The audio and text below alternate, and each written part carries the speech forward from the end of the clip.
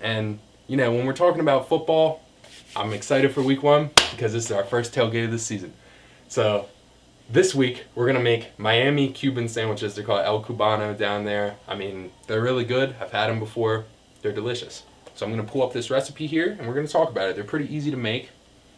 It says the prep time is only 5 minutes. The cook time's 5 minutes. So, it only takes 10 minutes to make. It's pretty easy. Now, you do have to prepare the meat a little bit. You need some Cuban pork. You're going to make 4 of these, it says, with this recipe. So you need a pound of Cuban pork that you would season with some mojo. And that's like some seasoning from Cuba. It's really good. Gives it a nice, distinct flavor.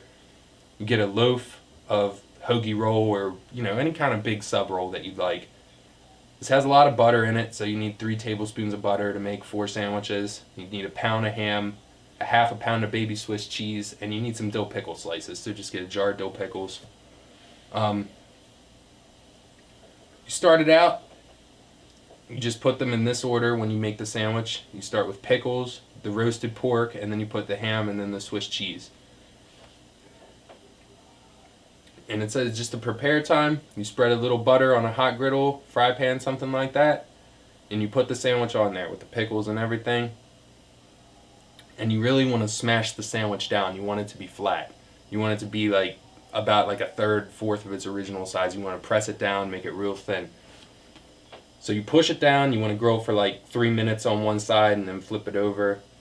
Do it for about 3 more minutes. And once the cheese is melted and the bread's nice and toasty and golden brown looking, they're done.